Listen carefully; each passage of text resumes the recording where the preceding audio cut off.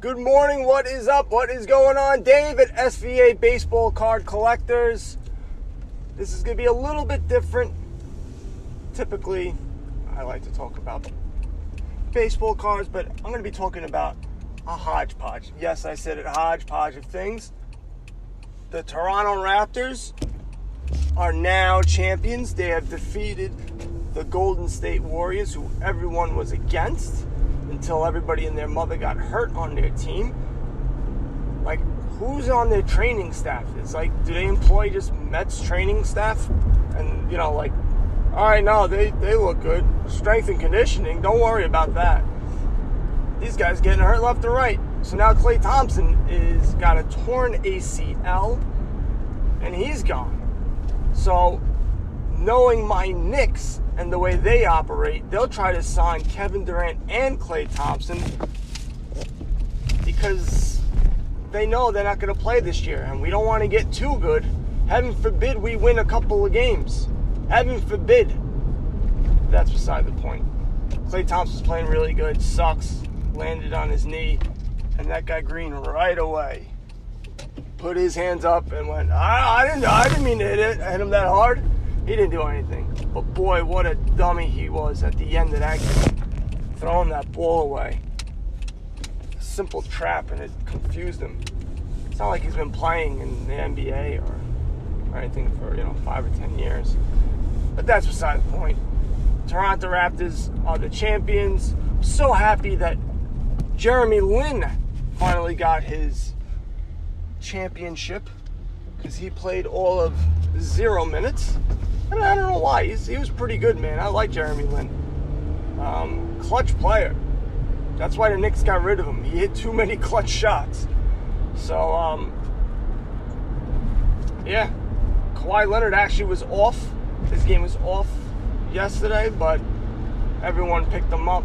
And Van Fleet, everyone loves Van Fleet now, but I don't know. Will he continue to shine next year? Who knows? But so basketball season is over, and I know, and I actually heard about Gary Vee already talking about it, which I was a little annoyed about, but it wasn't obvious. I will be heavy into Kevin Durant rookie cards and now Klay Thompson rookie cards. His cards are already down for I don't know what reason, but I'm going to be all over those as well. And now it's baseball, and there's a ton of releases for football cards as well. A ton of stuff that I don't know anything about. So I need to get my knowledge on. The one thing I will say is it seems like mostly the quarterbacks are the guys to really invest in long term, which is silly. There's so many other positions, and the fact that it's just quarterbacks and not, wide receivers, running backs, defensive backs. I don't know. There's whatever. But it is what it is. So if I'm looking at football cards, the guy I'm looking at is going to be not Josh Allen, Josh Rosen. Because he's going to Miami, he's going to have something to prove, and he's going to play against the Jets twice a year, and Buffalo twice a year. He should be able to do pretty well. Yes, they'll have to go against Brady, but for some reason, Dolphins play decently against New England Patriots. It's not like they're going to win the division or anything like that. They're going to be in dead last. But I liked Rosen. I thought he was a good quarterback. To be honest with you, I wanted him for the Jets. I didn't think Darnold was going to be there. I thought the Giants would pull a, I don't know who would they pull, but they would go, hey, we need a quarterback because Peyton Manning can't last. But they got Saquon Barkley, who, phenomenal player. I'm not saying he's not. He might, he's amazing, but so is Barry Sanders, and you saw how many Super Bowls the Lions won. So, I love Sam Darnold, and I really wanted his cards, and everyone goes, oh, he's so undervalued, but it seems like everybody's saying that, and everybody's going after Sam Darnold. And all I have to do is wait for him to, do what a true Jet does during the season, and his cards are going to tank, and that's when I'll pick them up.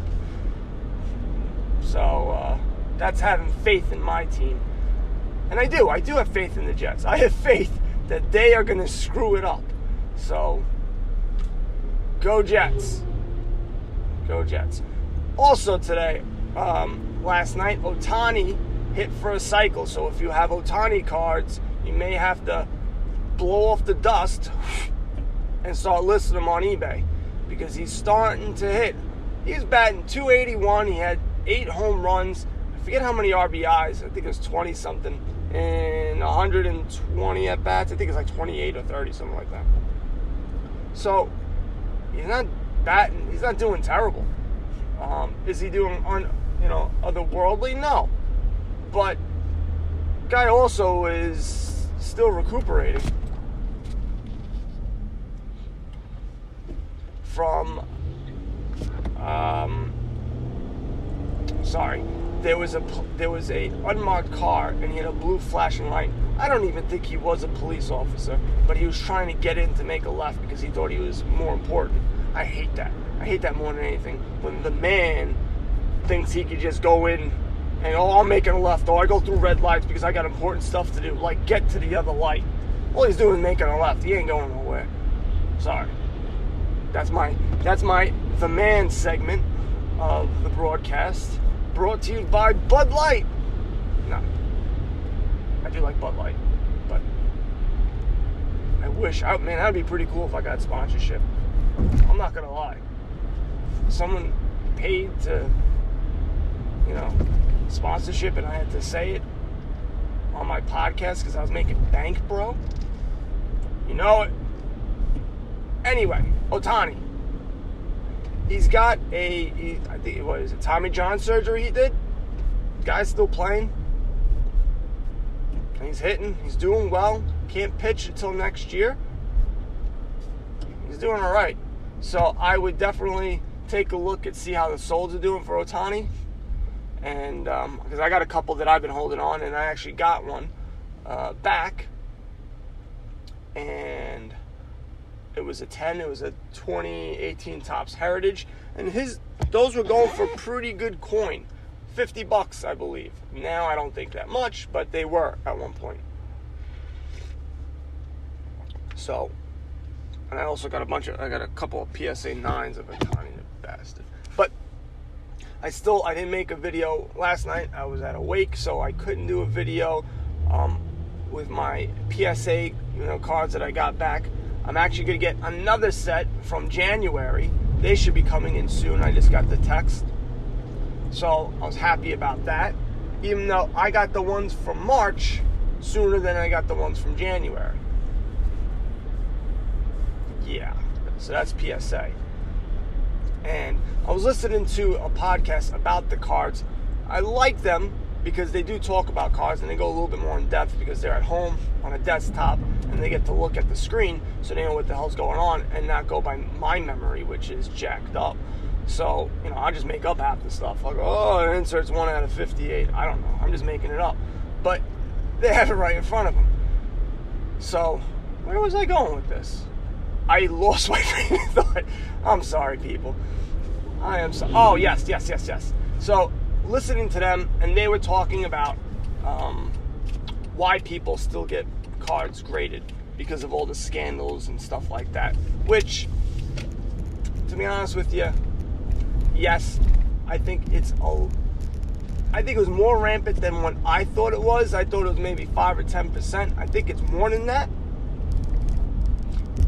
Because they were even saying that stupid Magic the Gathering, those cards were actually being messed around with. And so it's everywhere. It's everywhere people can make money. So they're going, why would anyone buy graded cards? People will continually buy graded cards. This will not stop it. It may slow it down, but you are not stopping it. Because PSA has done a good job with branding. And it's going to take a lot to break it. Everyone, for the most part, knows they see PSA, they go, this is a graded card. It hasn't been messed with. It hasn't been screwed around with. Yeah, there's some instances where that's not the case, but for the most part, you know, they're good. And that's not going to change. Unless you get someone who blows it out the park. This is what it's going to take. Someone like SGC, who's blowing it, in my opinion, and I've talked about that before. Someone goes in and goes, I'm going to do everything for free. Switch all your stuff from PSA to us for free. For free. And the reason why I'm saying for free is this. You want to flood the market with your stuff. And you want to go, hey, and if someone sends something inauthentic, you better make sure that you catch it. And if you grade tough but fair, people start respecting you. It's a trickle-down effect. If dealers, big-time dealers and big-time sellers get these cards and start selling these cards because people are buying them, if people can make money off of it, they're gonna do it. So if you're doing it for free, flooding the market now with your graded cards, people see it on eBay, people see it all over the place, and you become respected. You start doing, videos, podcasts, things like that. You're out in social media. You really get your name out there. They could be taken. It's not going to happen. These guys aren't sophisticated. They're not smart enough. They're just lazy, I guess. I don't know what it is. They are prime for the taking, and nobody can take them down. I don't know anyone who grades cards. If I did, and I had an inkling of how to do it, I would start my own thing. But I don't. So, there's that. I will say this. PWCC has taken a hit, because I know I don't buy cards from them anymore, and I know a lot of other people don't buy cards anymore because they just don't trust them. That's a different beast, because they're not the ones actually grading the cards. They're just selling them. So, they're a dime a dozen. Everyone's trying to sell cards. They were just pretty good at it because they had a big email group. They got a way to push it, an email list. They have a way of pushing their cards. And it seems like they had a way to text people and tell them to bid up the cards. But that's beside the point. They are going to take a hit, for sure. Will they survive? Probably.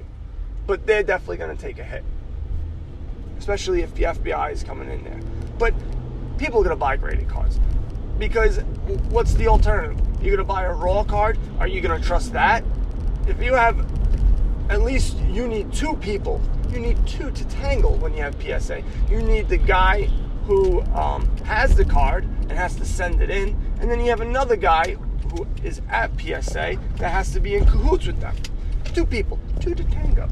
If you have one guy, I open up a pack of cards, it's me, and I start trimming away, no one's going to know. Unless you get a blowout forum guy to start measuring up the cards, no one's going to know. At least there, you have a tracking system where you can try to figure it out. You can take a look at the cards. Hey man, this looks a little trim. Doesn't look right.